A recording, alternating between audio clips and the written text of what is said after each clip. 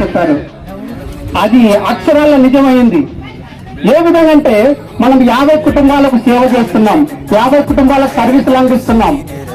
ఎంతగా మనం ఆ కుటుంబాలలో ఇమిడిపోయామంటే ఆ కుటుంబాలలో ఎవరికైనా బర్త్డే ఫంక్షన్ వచ్చినా, వాళ్ళ పెళ్లిళ్ళు జరిగినా, ఏదైనా కార్యక్రమాలు జరిగితే వాలంటీర్స్ చెప్తున్నారా? నిజమా కాదా? వాలంటీర్లు ఏదైనా కానీ ఒక ప్రోగ్రాం జరిగితే వాలంటీర్లకి చెప్పుడు. అలాంటి స్థితిలో ఉన్నాం. అలాంటి పని చేస్తున్నందుకు నాకు చాలా సంతోషం. మనం ఆ వాలంటీర్తో ఉన్నాము. 50 కుటుంబాలకి ఏదైనా లోటు జరిగినా, అలాగే ఏమైనా తప్పు జరిగినా ఆలోచించేది మొట్టమొదటిసారిగా అనుకునేది కేవలం ఒక వాలంటరీ మాత్రమే. అలాగే వాలంటరీ ఒక లేడీ ప్రకారంగా వాలంటరీ కాకముందు వరకు మాకు ఎంపీడీ ఆఫీస్ సార్ ఎక్కడున్నారో తెలియదు, ఒక బిఆర్ఓ ఎవరో తెలియదు, అలాగే ఒక ఎమ్మెల్యే సార్ ఒక టీవీలో మాత్రమే చూస్తాం. కానీ ఇలా నేరుగా చూడడం చాలా సంతోషంగా ఉంది సార్. ఎందుకంటే మాకు ఇలాంటి అవకాశం ఎప్పుడు రాదు కదా సార్. థ్యాంక్ యూ సార్, నాకు ఈ అవకాశం ఇచ్చినందుకు చాలా బాధ్యత కూడా మన వాలంటీర్స్ మీద ఉంది. అది గుర్తించాలి మనం. అది గుర్తించేసి వాళ్ళకి వస్తుందంటే వస్తుంది, రాదు అంటే పలానా కారణం చేత రాదు, మళ్ళీ నెక్స్ట్ మీకు వస్తుంది అనే విషయం వారికి తెలియజేయాలి. ఆ బాధ్యతను మనం తీసుకోవాలి. కాబట్టి ఇవన్నీ కూడా మీరు వాలంటీర్స్ అందరూ గుర్తించండి. పురస్కారం అనేది ఇంకా బాధ్యత పెంచుతుంది అనేది గుర్తించి మీరు ముందుకు వెళ్లాల్సిందిగా కోరుతూ, మరి ఇప్పుడు మన గౌరవనీయులు ముఖ్య అతిథి సన్మానానికి చేయడానికి వచ్చినటువంటి గౌరవనీయులు ఎమ్మెల్యే గారు సమావేశాన్ని ఉద్దేశించి, సన్మాన కార్యక్రమాన్ని ఉద్దేశించి మాట్లాడుతుందిగా కోరుతున్నాను.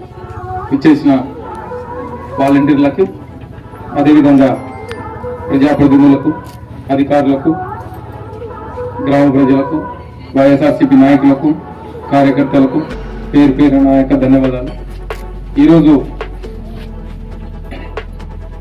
దేశంలో ఎక్కడ లేని విధంగా ఎవరికి కూడా ఇలాంటి ఆలోచన రాలేదు.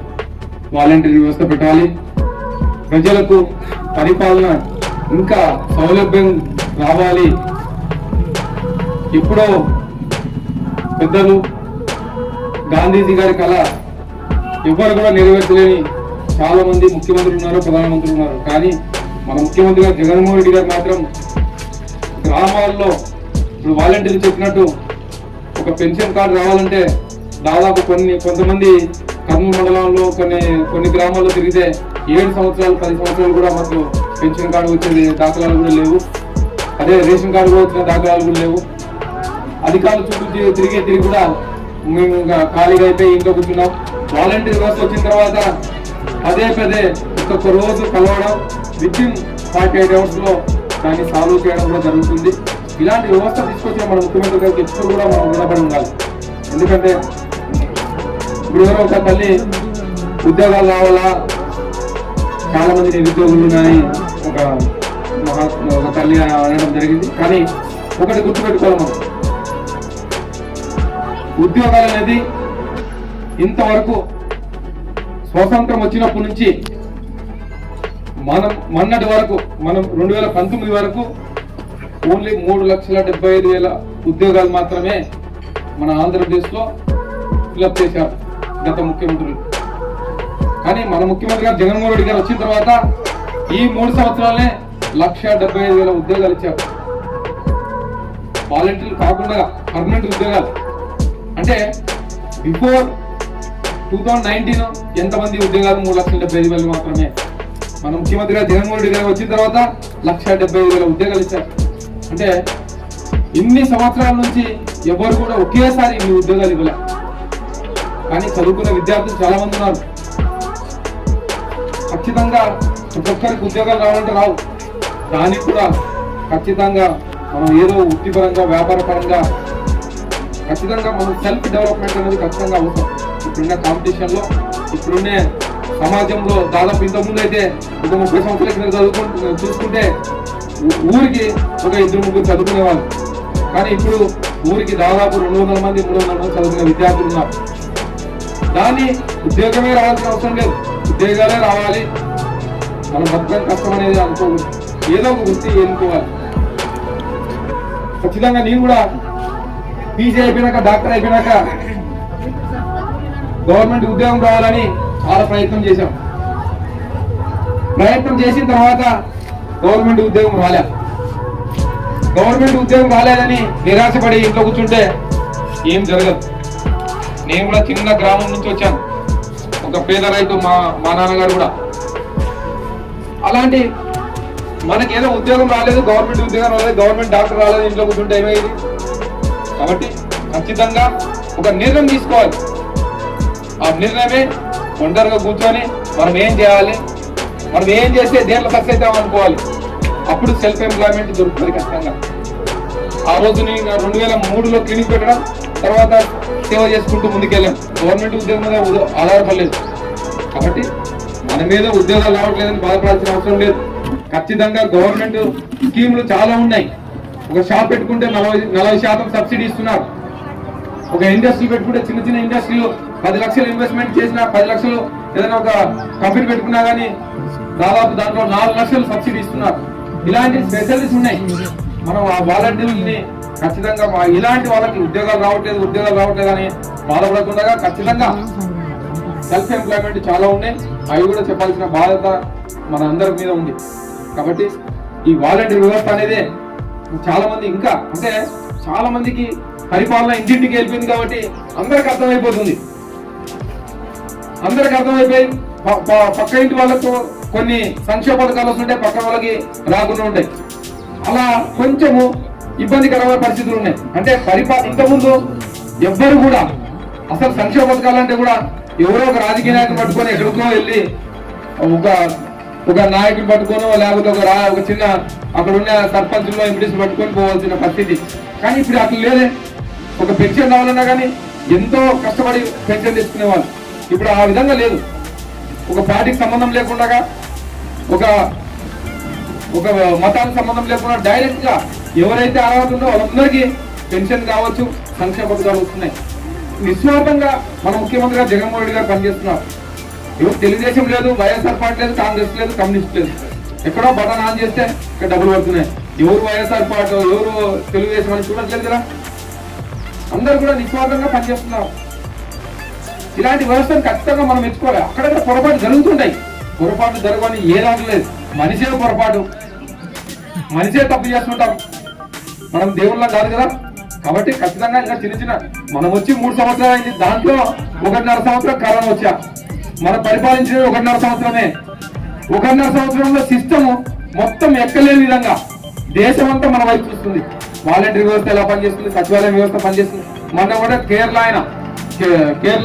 ముఖ్యమంత్రి గారు, ఢిల్లీ ముఖ్యమంత్రి గారు, ఒక వారం కిందట తమిళనాడు ముఖ్యమంత్రి గారు కూడా ఈ సచివాలయం వ్యవస్థ ఏర్పాటు చేయాలని. అంటే ఇది బాగుందనే కదా వాళ్ళు ముఖ్యమంత్రులు కూడా ఈ వ్యవస్థను ఏర్పాటు చేయాలని. అంటే ప్రజలు ఎక్కడ కూడా రైతులు కానీ, మహిళలు కానీ, వికలాంగులు కానీ ఎవరు ఇబ్బంది పడకూడదు అనే ఉద్దేశంతోనే మీ గ్రామంలో 11 మంది ఉద్యోగుల ద్వారా సచివాలయం వ్యవస్థను ఏర్పాటు చేశారు.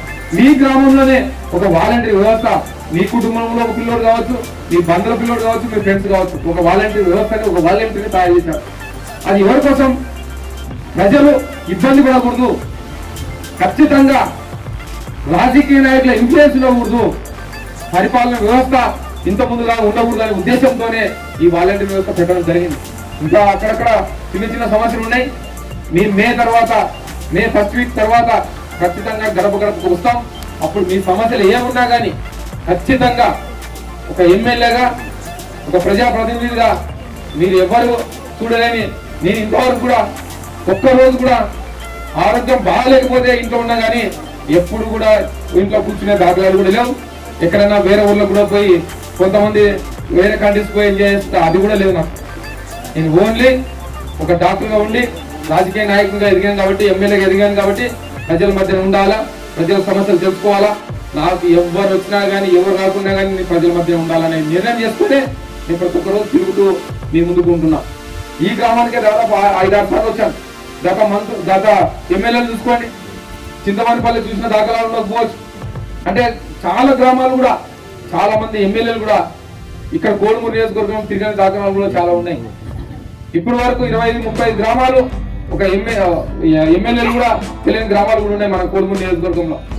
కాబట్టి మా ముఖ్యమంత్రి గారు జగన్మోహన్ రెడ్డి గారు వచ్చిన తర్వాత, ఇలాంటి సచివాలయం వ్యవస్థ ఏర్పాటు చేసిన తర్వాత పారదర్శకంగా పరిపాలన జరుగుతుంది కాబట్టి మాకు కూడా ఎక్కడ ఇబ్బంది లేవు కాబట్టి ఖచ్చితంగా ధైర్యంగా వచ్చి మీ ముందుకు వచ్చి మాట్లాడగలుగుతాం. ఈ మధ్య కాలంలో చాలా మంది తెలుగుదేశం నాయకులు కానీ ఒక చంద్రబాబు నాయుడు గారు కానీ ఈ మధ్యన మళ్ళీ ఎన్నికలు వస్తున్నాయి కాబట్టి ఒక 2 సంవత్సరాలు ఎన్నికలు ఉన్నాయి కాబట్టి మళ్ళీ ఒక మొక్క పెట్టడానికి మళ్ళీ ప్రయత్నం చేస్తున్నారు. 3 సంవత్సరాలు వాళ్ళు కనపల్లే, ఎక్కడ కూడా కరోనా టైంలో కనపల్లే. 3 సంవత్సరాలు ప్రజా సమస్యలు తెలుసుకోలే.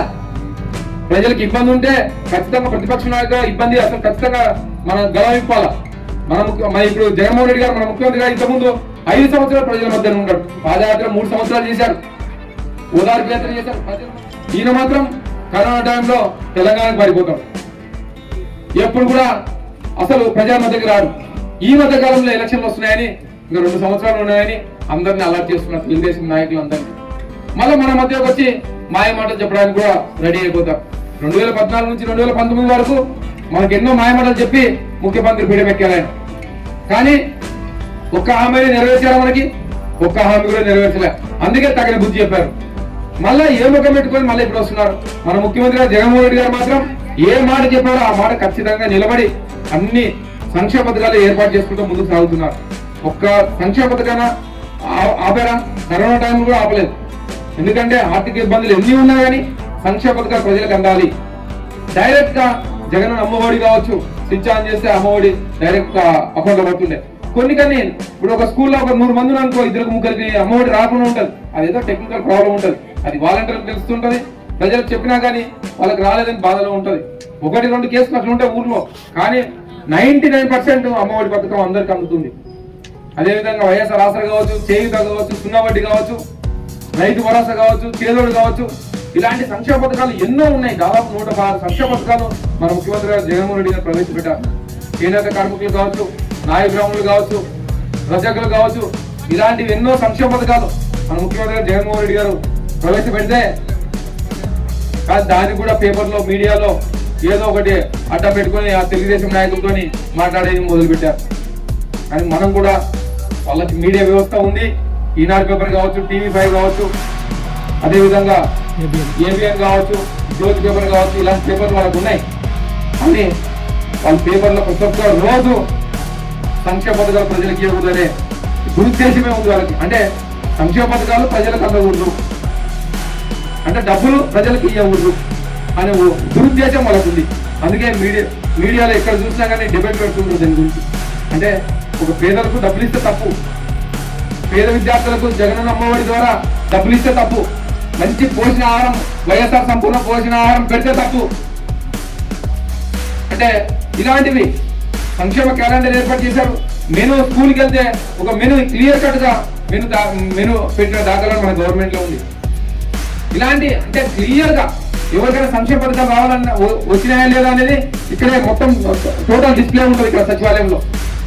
ఇలాంటి పరిపాలన తీసుకొచ్చిన మన ముఖ్యమంత్రి గారిని అప్పుకోవడానికి వాళ్ళు మీడియాని అడ్డం పెట్టుకుంటున్నారు. కానీ మనం కూడా వాలంటీర్లు మాత్రం ఖచ్చితంగా సంక్షేమ పథకాలను ప్రజలకు అందజేయాలి, ప్రజలకు చెప్పాలి. ఇలాంటి ముఖ్యమంత్రి గారు ఉంటే ఖచ్చితంగా అందరు చెప్పిన విధంగా 30 సంవత్సరాలుగా మన ముఖ్యమంత్రి గారు ఉంటే మన స్కూల్స్ బ్రహ్మాండంగా తయారవుతాయి. ప్రైవేట్ స్కూల్స్ ధీటుగా మన స్కూల్స్ ఇప్పుడే almost compound walls, digital classrooms కావచ్చు, మన పిల్లల డ్రెస్సులు కావచ్చు, బుక్స్ కావచ్చు అని పక్కన ఒక సిస్టమేటిక్ గా మన ముఖ్యమంత్రి గారు ఏర్పాటు చేస్తున్నారు. హాస్పిటల్స్ అయితేవి, ఒక గ్రామంలో రైతు భరోసా కేంద్రం కావచ్చు, సచివాలయం వ్యవస్థ కావచ్చు, విలేజ్ క్లినిక్ కావచ్చు, మిల్క్ సెంటర్ కావచ్చు, ప్రజలకు అందుబాటులో ఉండాలి పరిపాలన అనే విధంగా.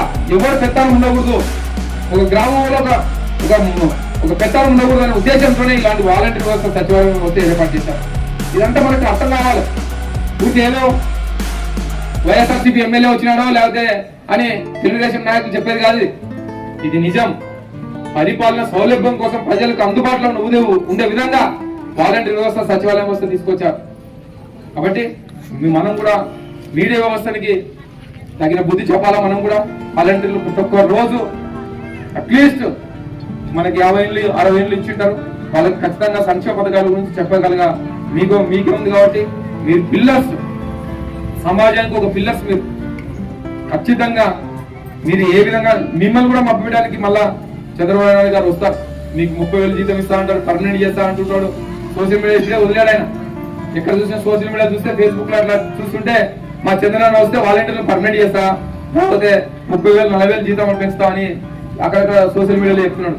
ఆయన మాటలకి మనం అయితే ప్రలోభ కావూరు. ఎందుకంటే ఆయన ఈ దాడి చెప్పి చెప్పి చెప్పి అందరికి తీసుకొచ్చింది ఆయనకి. అందుకే తగిన బుద్ధి చెప్పారు 2019లో. మళ్ళా అలాంటి వ్యక్తిని మనం ఖచ్చితంగా రానియకుండా చూసుకుంటే మన ముఖ్యమంత్రి గారు జగన్మోహన్ రెడ్డి గారి పరిపాలన మన పేద ప్రజల కోసం, మహిళల కోసం ఎన్నో చట్టాలు కూడా తీసుకొచ్చారు. మీకు అందరికి తెలుసు, దిశా చట్టం తీసుకొచ్చారు, మహిళా పోలీసు తీసుకొచ్చారు. 50% ప్రతి ఒక్క దాంట్లో సర్పంచులు కావచ్చు, ఎంపీటీసీలు కావచ్చు, జెడ్పీటీసీలు కావచ్చు 50% రిజర్వేషన్ తీసుకొచ్చారు. ఇలాంటి నాయకుడిని మనం ఎప్పుడు కూడా మర్చిపోకూడదు. మీరు ఇలాంటివన్నీ ప్రజలకు ఖచ్చితంగా చెప్పగలగాలి. ఇలాంటివి చెప్తే మన ముఖ్యమంత్రి గారు జగన్మోహన్ రెడ్డి గారు ఖచ్చితంగా 30 సంవత్సరాలు ముఖ్యమంత్రిగా ఉంటారు. కాబట్టి మీరందరూ కూడా ప్రజలకు సంక్షేమ పథకాలను చెప్పాలని ఆశిస్తూ ఈ అవకాశం మేము ఎందరికీ పేరు పైన ధన్యవాదాలు ముగిస్తున్నాం.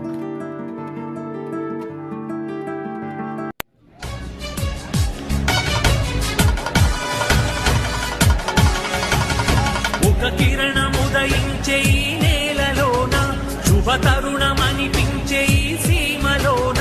ఒక కిరణముదయించే ఈ నేలలోన, శుభ తరుణమనిపించే ఈ సీమలోన.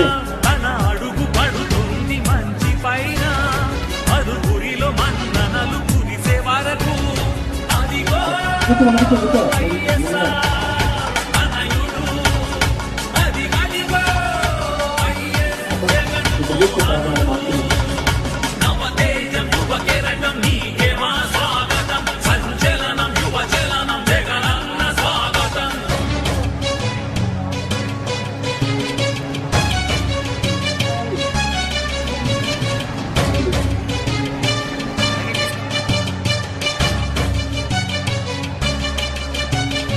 అందరి చూపు తన రాక కోసం, ఏ నోట విన్నా జగనన్న మాటే.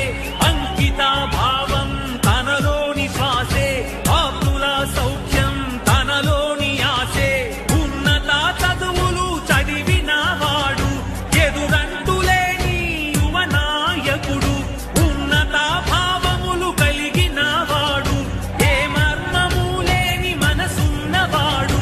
సమభావం సహకారం తన ఆయుధాలుగా, మమకారం శ్రీకారం శుభమస్తు తెలుపగా.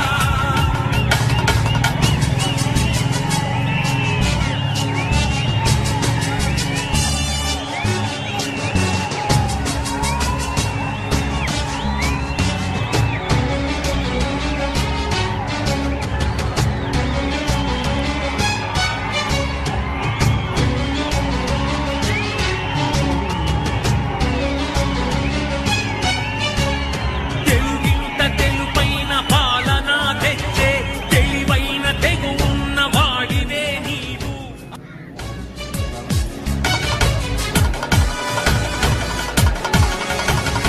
ఒక కిరణముదయించే ఈ నేలలోన, శుభ తరుణమనిపించే ఈ సీమలోన.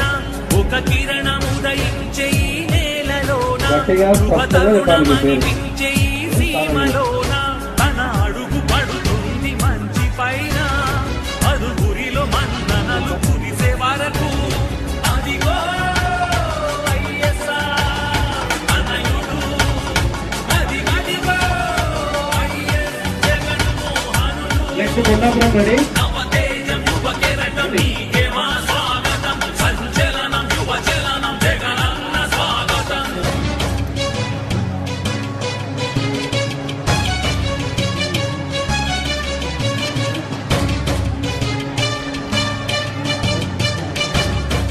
ఎమ్మెల్యే గారు మీ దగ్గరకు వస్తారు. అందరి చూపు తన రాక కోసం,